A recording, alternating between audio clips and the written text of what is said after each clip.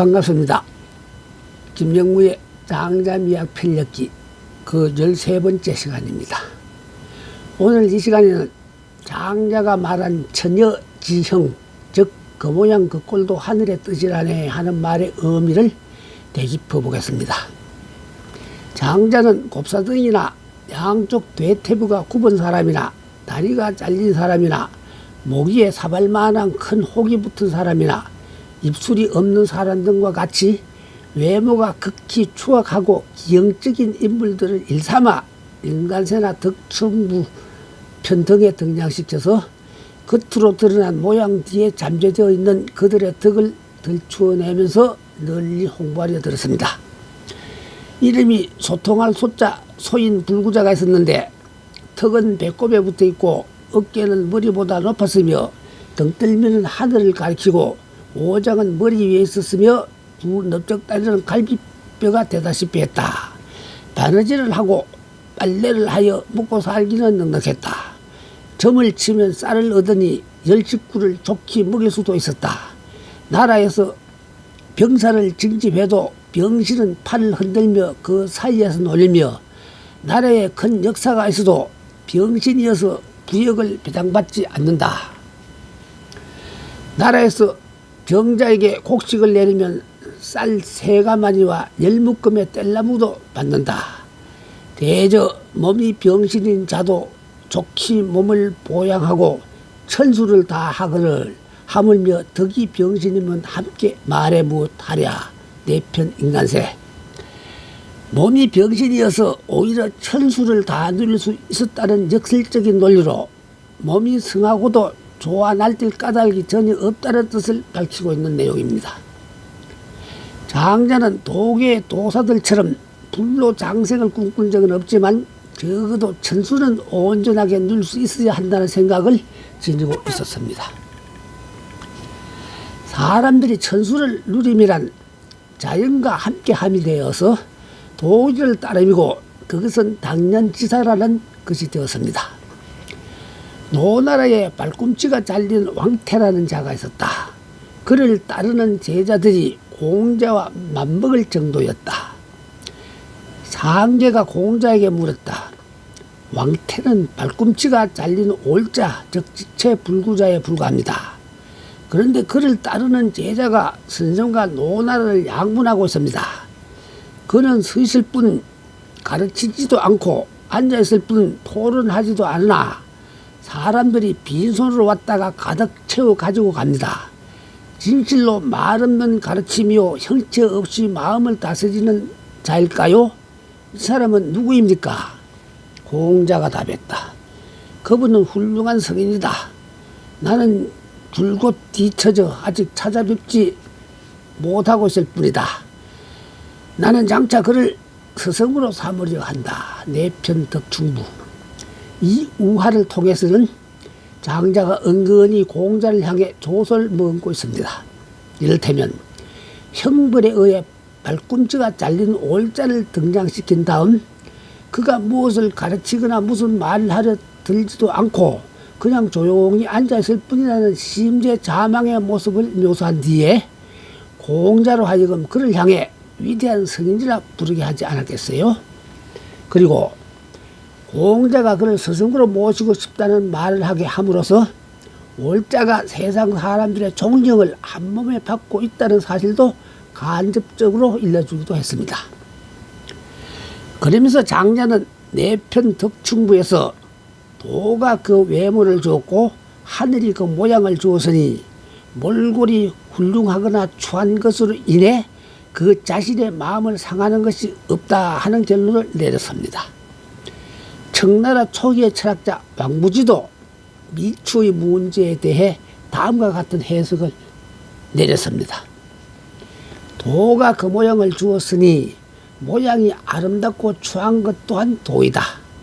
하늘이 그 모양을 주었으니 형상이 온전하든지 훼손되었든지 모두가 하늘의 뜻이다. 하늘이 그 모양을 주었다는 말은 그 모양이 어떠하든 간에 도의 모습이라는 뜻이 되며 덕을 지닌 사람의 외모를 두고 무슨 왈가왈부를 하려 들지 말라는 뜻이 됩니다. 그러니까 정작 중요한 것은 덕이지 그 외부가 아니라는 뜻이 되기도 합니다. 소위 외모 지상주의 풍조에 젖어 성형외과 병원만이 문전성시를 이룬다는 오늘날의 우리들한테 일침을 가하는 말같이 들리기도 합니다. 또는 얼굴색이 희다는 사실을 앞세워 얼굴색이 검은 흑인들을 학대하던 미국의 백인 우월주의나 인종차별과 같은 편견을 장자는 2300여 년 전부터 가소롭게 여겼다는 말도 할 수가 있을 것 같고요. 장자는 그 모양이 아름답거나 추하거나 사지가 멀쩡하거나 다리 하나 좀 떨어져 나갔거나 덕이거나 실이거나 화이거나 복이거나 모두가 하늘의 뜻이 되니 그러한 사실에 마음 쓸 필요가 없다고 했던 것입니다. 장자는 딱히 인간관계 속에서만 외모를 따져 그러한 결론을 내린 것이 아니라 모든 생물과 무생물에 이르기까지 겉모습을 두고 왈가왈부할 수가 없다는 뜻을 내비치기도 했습니다. 외발 짐승인 기는 발이 많은 노래기를 부러워하고 노래기는 뱀을 부러워하고 바람은 눈을 부러워하고 눈은 마음을 부러워한다. 외편 주수.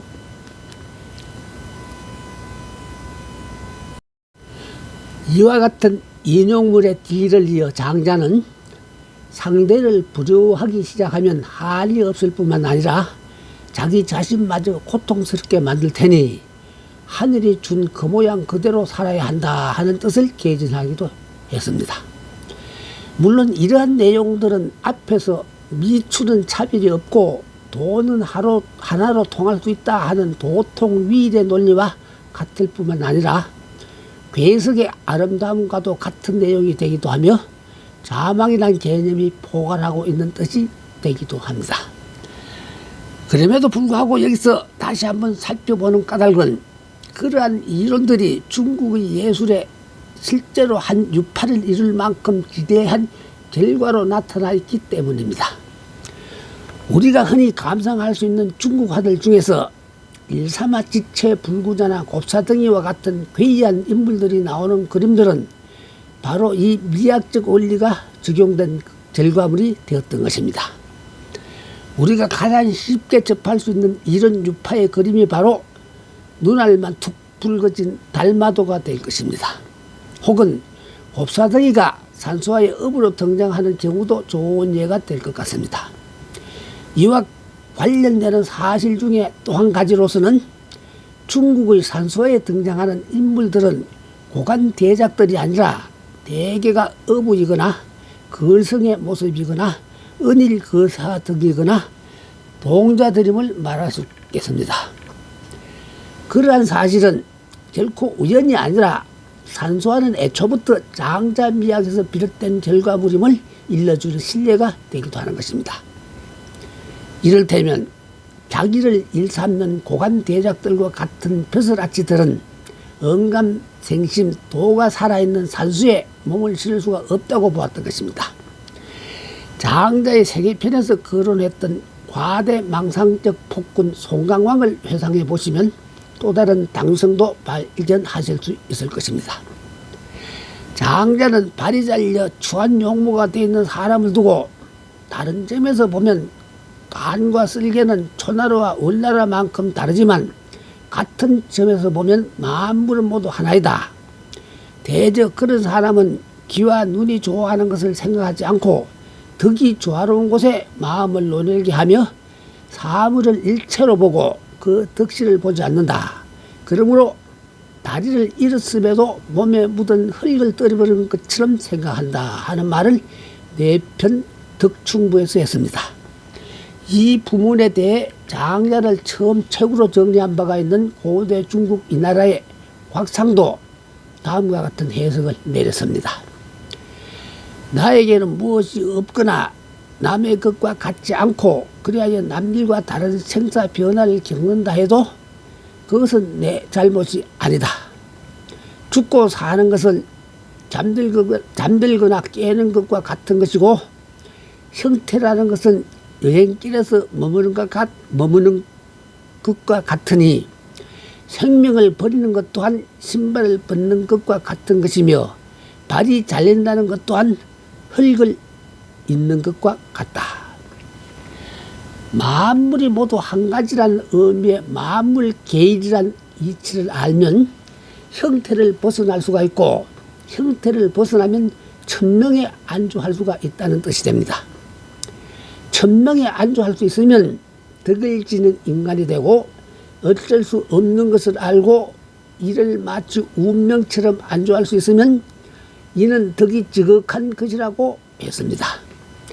사실 이러한 논리 등으로 말미암아 많은 학자들이 장자를 한가 숙명론자로 분류하기도 했는데 우리가 여기서 그러한 철학적 논쟁에 휘말릴 까닭은 없겠고 다만 그의 심재자망을 미학로로 수용해 보면서 그 뜻이 특출함에만 주목해 보십시다. 예술가의 심정은 심재자망이 되어야 하기 때문입니다. 다시 말하면 사람의 외형이 잘났거나 못났거나 또는 팔다리 하나를 잃었거나 눈이 사팔떡이거나 그러한 미관은 중요한 것이 아니라는 말이 됩니다. 정작 중요한 것은 덕이므로 덕이 뛰어난 것이므로 형상은 잊을 수가 있다 하고 장자가 내편 덕충부에서 말했던 것입니다. 한 걸음 더 나아가 장자는 사람의 외모에 의한 기괴함이나 주루함 등은 그로 말미암아 오히려 그 사람의 내재적 숭고와 역량을 더욱 힘있게 표현해 낼 수도 있는 일이라고 보기도 했습니다. 요즘 말로 하자면 열등의식의 극복 등으로 인해 지체 부자유자가 때로는 정상인들보다 더욱 뛰어난 역량을 발휘할 수도 있다는 뜻이 될 수도 있겠군요. 또는 겉모습이 문제가 아니라 진실로 중요한 것은 의식의 귀천이라는 뜻도 되겠습니다. 문일다도 다음과 같은 지적을 했습니다.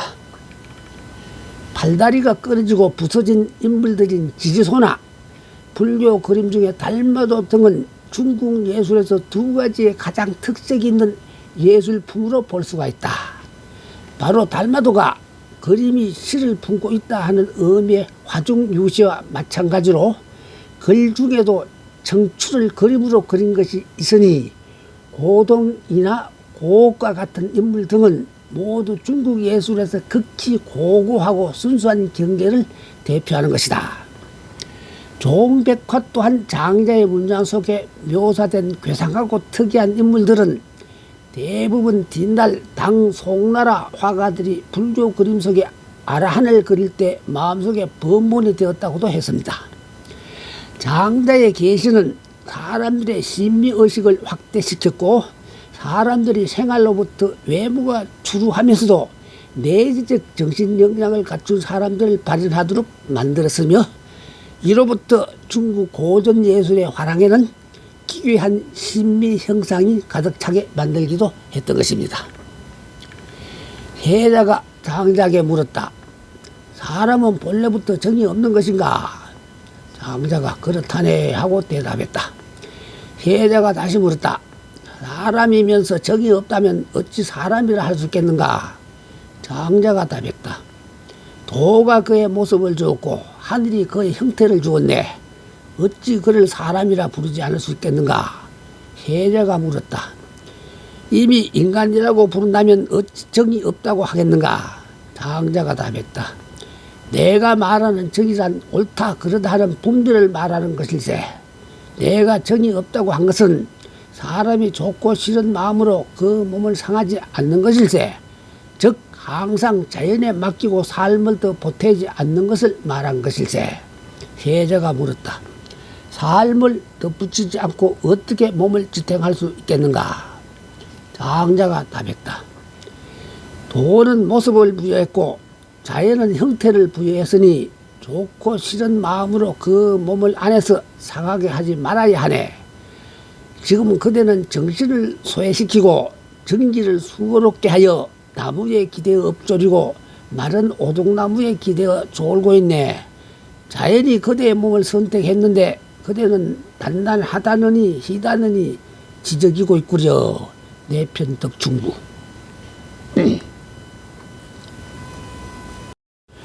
위의 우화를 해석하는 데는 먼저 정자, 정에 대한 개념 파악이 우선되어야 할 것 같습니다. 장자라는 책에 나오는 정이라는 그 글자에는 통상 두 가지의 뜻이 있는데, 그 한 가지는 이른바 욕망에서 비롯되는 시비나 좋고 나쁨이란 호불호의 감정을 말하면 됩니다. 위의 우화에서 사람한테는 정이 없다는 표현이 바로 그런 뜻입니다. 장자는 그런 정은 마땅히 씻어내야 하는 대상으로 보았습니다. 삶과 죽음이 자기한테는 아무런 변화를 줄 수가 없다 하는 내편 제물론에서 논리가 그 극단적인 표현이 되겠습니다. 또 다른 의미의 정은 성품 성자 성과 같은 말로서 사람이 살아있는 까닭이 되는 덕이 되거나 사람이 살아있는 까닭이 되는 성의 활동을 가리키는 것입니다. 장자가 흠으로 덕을 말하고 허정으로 성인이 마음을 말한 것은 단지 욕망으로부터 초탈해야 한다 하는 뜻에 불과했던 것입니다. 그리고 흠이나 허정 자체는 본래 아무런 작용이 없는 것이지만 초탈한 마음으로부터 직접 방출되는 작용이 되기도 해서 천지 만물과 상통하는 힘이 되기도 한다는 뜻입니다. 장자가 얕은 알미되는 소질을 잊고 욕심을 버려야 한다는 망지 그욕의 사상을 내비친 뜻은 지와 욕이 초탈한 마음에서 방출되는 도의 작용을 방해한다고 보았기 때문입니다. 장자가 추구하는 정신적 자유는 실제의 성과 마음으로부터 유출되는 작용 전반을 통해 정현되는 무엇이었습니다. 이 작용의 일면이 장자가 말하는 빛이고 밝음이었습니다. 또 다른 일면이 안입을 어지린의 불인을 합류하는 대인이며, 또한 자적 기적의 철락, 희락이 이면에 있다는 것입니다. 이런 종류는 빛광, 밝을명, 대인지락의 작용이며, 이는 사람으로부터 초월하는 것이지만 그러나 의연히 인간에 속한다는 것입니다. 장자는 이런 종류의 작용을 파악하는 것을 정신이라 칭했습니다. 이를테면 정신이란 마음이 정에 이끌리지 않고 허정을 따름이 되는 것입니다. 정신은 천지 음양을 소통시켜 함께 흘러 이루어지 않는 곳이 없으며, 위로는 하늘가에 이르고 아래로는 땅속에 서려 만물을 화육하지만 형상을 만들지 않는다. 그 이름을 천신과 나란히 정신이라 부른다. 외편각이.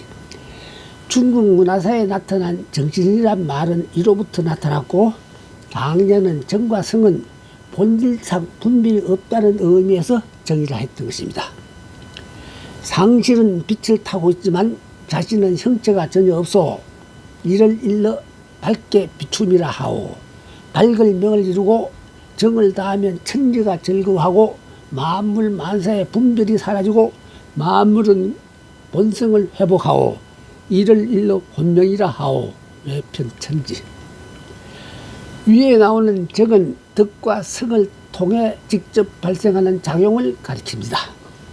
장자가 소위 무정이라 하는 것은 개인의 생리 욕망 안에서 흔들림 없고 속박되지 않는 감정에서 비롯되는 것이며, 위로 초월하여 천지 만물과 상통하는 대정을 천연함이 됩니다. 이는 예술 정신 중에 공감과 같은 뜻으로 해석될 수도 있습니다. 따라서 장자의 다음 말을 공감을 설명한 것으로 해석할 수도 있겠습니다. 그런 사람의 마음은 비었고 얼굴은 고요하고 이마는 너그럽다. 시원하기가 가을 같고 따뜻하기가 봄날 같으며 희로가 사계절에 통하고 만물과 더불어 마땅하니 그 깊이를 알 수가 없다. 내편 대종사.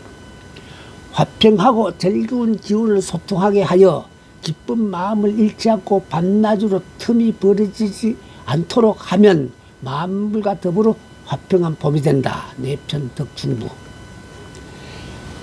파크는 그에 이어서 미학 이론 중에서 과학적 진리는 외재하는 경험 대상을 충실하게 기술하는 일이며 예술적 진리는 공감적 체험 그 자체를 명료하게 조직하는 것이라 했습니다.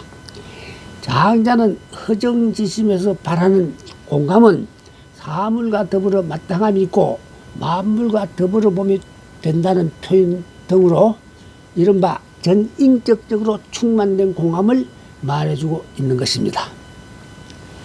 시청해 주셔서 감사합니다. 나의 편역기를 통해 장자를 처음 대하신 분들은 다소 생소하거나 어렵게 느껴질 부분도 있을 것으로 짐작이 됩니다. 그런 분은 나의 전자책으로 업로드되어 있는 장자 미학의 본질을 참고하시면 좋을 것 같습니다. 내가 보다 꼼꼼하고 자세하게 해설조로 본 프로그램을 진행하려 들면 다른 한편으로 속도감이 줄어들어 지루하게 느낄 분도 많아질 것 같았습니다. 다음 이 시간에는 득심응수 즉 예술은 도일세 편을 주제로 삼아 보겠습니다.